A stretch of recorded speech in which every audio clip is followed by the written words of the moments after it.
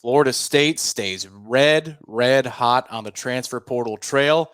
Alongside Michael Langston, we've been doing a lot of these videos now, senior recruiting analyst, senior portal analyst for Warchant.com. My name is Tom Lang, and Florida State grabs another trench monster in the form of University of Florida offensive line transfer Richie Leonard. Michael, tell us about this kid. He was one of the two guys on campus this weekend, but Florida State effective again in the portal. Yeah, really effective. This is a kid they recruited, or FSU in, per se recruited out of high school. He was the one of the lead blockers for, ironically, Keziah Holmes, who's already at FSU. They both played at Coco. We did a lot of different features on them throughout the process, but certainly a productive guy that went to Florida, went there, and then certainly he's noticed what Florida State's doing, and more of an interior guy, maybe a center or guard that certainly can fit that mold, but a guy that certainly a name that I had heard consistently to kind of keep an eye on just in case he hit the portal, and this was the guy that I knew that they were you're highly interested in. When I heard the Ferguson name, he was the name I heard as well.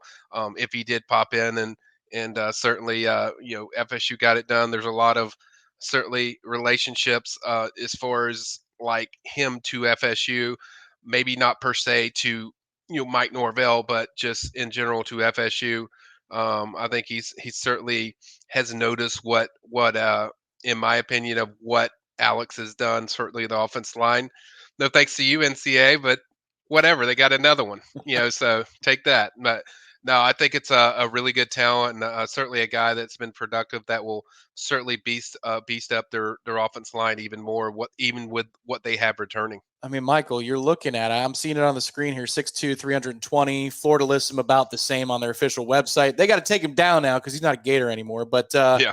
you're looking at about 650 pounds, give or take, of offensive linemen that Florida State has brought in this week in the form of Terrence Ferguson, in the form of Richie Leonard. They wanted to attack interior positions. They wanted to Hmm. get better there.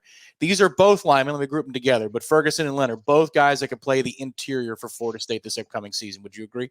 I agree, and I think one of them is going to be locked into that at center position too, because that's where they want depth and they want competition to go along and go against Maurice. You would lean a little more towards Richie. I think Richie can certainly do that, but I don't know if he has or the experience there. But I think one of these guys will probably filter in that to that position or cross train or whatever they want to call it. But and certainly, I think both of them are guys that they feel are pretty productive. So you're bringing in guys that it's kind of been the consistent theme with Alex when he's added transfers, or he wants productive guys that he feels can fit into what they do, as far as the blocking schemes and stuff like that. So I think definitely Richie fits that thing, and then he gets a reunion with his old high school pal and Keziah Holmes. It's unbelievable, Michael. A week ago it was, are they going to get some dudes? You said you were getting fielding text messages of, are they going to Yeah. land some players? And now it's more than I can remember. Like if I tried to list them through memory, the Lolo Hayes, Ferguson, Earl Little, Marvin Jones, like I wouldn't name everybody. I would forget at least one or two because Florida State has brought in that many bodies that are going to be making instant impacts and multi-year impacts.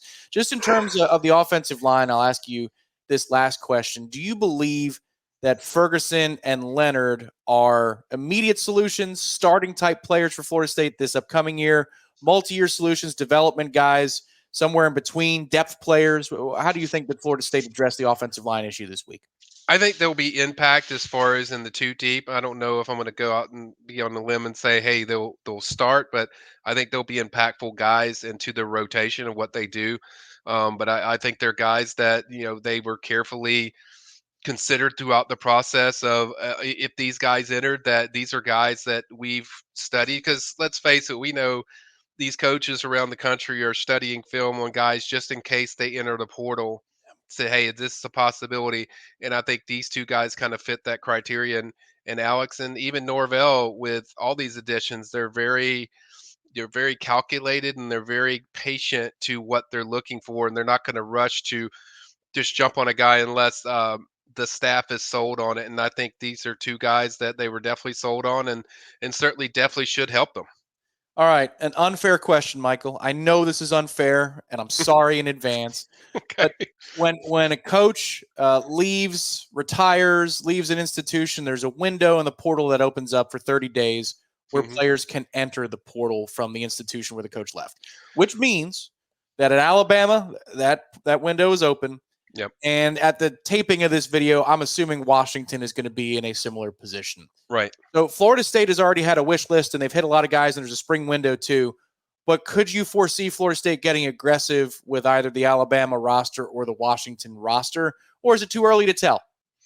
I think they could. I haven't heard names per se, but we know it's no secret the linebacker position is certainly the most coveted position by FSU now that we've gone through all this stuff of what they need, and we know Alabama has some very talented linebackers. I'm sure Washington does as well, if it falls into that. So I definitely think it's something they'll look into, if these guys do hit the portal of whoever it is. But as far as names, people ask me all the time, is there any names? Yeah, but until they enter the portal, it doesn't. The discussion doesn't matter. So I do think it's something that they'll explore, if it gets to that point. If there's a guy that catches their attention, like for instance, they had a linebacker from Alabama that entered. I think Kendrick Blackshear's his name, and that was a guy I was told, like, I don't think FSU is going to pursue based on what my sources were telling me. So just because they're from those schools doesn't mean automatically FSU is going to pursue. So I think it's a possibility if it's the right guy that fits their criteria. But who or what or if is really still up in the air of what they would do at that point. I would lean more towards a May window for linebackers than I would these two schools. But we have we seen before. It's like when I think it's over, something else pops up or a guy pops up and a guy hits the portal that they could be active with. So I think it's certainly a possibility that I'm keeping an eye on of if those are going to be targets that FSU goes after. But that's what I'm kind of waiting to see. I wanted to get your thoughts, Michael, before we sign off here, because we were all sweating it, everybody in Yeah. Tallahassee, everybody in the fan base. But you're in a unique position where you get to talk to inside sources within the recruiting industry, be it Florida State or elsewhere. Mike Norvell is sticking around. He's in Tallahassee. He's going to be in Tallahassee. What was that like for you in terms of hearing either from the transfer portal end of things, the high school recruiting end of things, your sources? What was that ride like this week as Mike Norvell was mulling his future? I'm not gonna lie, guys. Like, it was a lot of stress, and I'm usually good at handling a lot of stress, but this was a stress that impacts my job a lot.